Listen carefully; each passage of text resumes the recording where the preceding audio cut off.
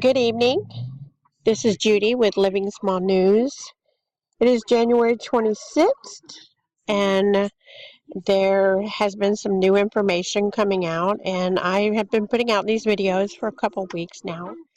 And it got started because someone had enlightened me to um, a source, they have a reliable source, and we do a lot of research and verification and all of that to make sure these are good sources.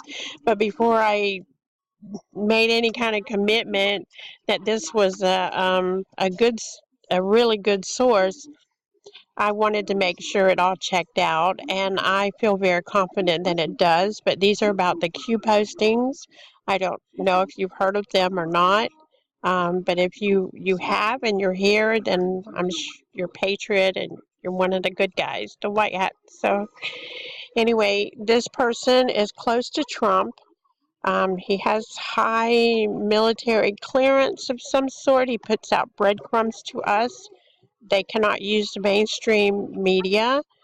They're all in this deep state. They're all controlled by the Clinton machine and deep state and secret societies that has been going back for many, many years. We know Kennedy had spoken of it, and it was the last speech he gave.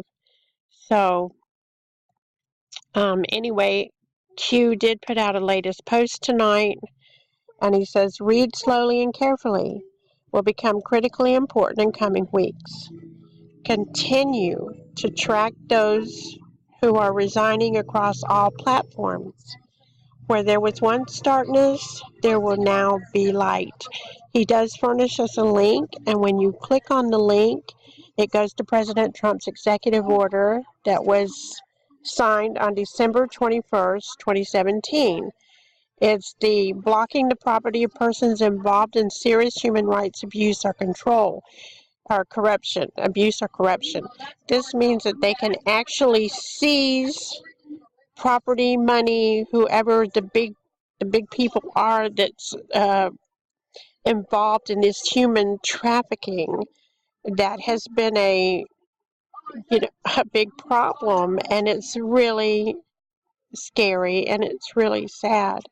A lot of children have gone missing, but in this executive order, it states human rights abuse and corruption undermine the values that form an essential foundation of stable, secure, and functioning societies, have devastating impacts on individuals, weaken democratic institutions, degrade the rule of law, perpetuate violent conflicts, facilitate the activities of dangerous persons, and undermine economic markets. So he is cracking down and really going after these people, and I want you to understand what he's undertaken without accepting any salary for being the President of the United States, which, I mean, everything he has done for our country so far has been more valuable than anything we could have given him. But he's done it just because he loves the country. He wants to, he loves the people, I guess. He wants to make sure we remain free. And so he's given the country back to us, but we have a swamp. We have a machine that's one-sided. We thought we had a two-party democracy system, but we didn't. It's all been, ruled they've taken control of our FBI, CIA, State Department, our news media, the school system, the books, textbooks that are published. I mean, this is corruption beyond corruption, and it's way high up. And so he's taken on a real swamp, and it has come to our attention through Q that it was the military that actually asked him to run for office, and so he did it. And I don't think, I think he's the right person to handle this, and he's going to handle it, and he is handling it. But these are dangerous people. And these are people that not only control the United States, they control the world. They control the banking systems. They control the news media, as I said. They control everything. So he has taken that on so that we would be free of it.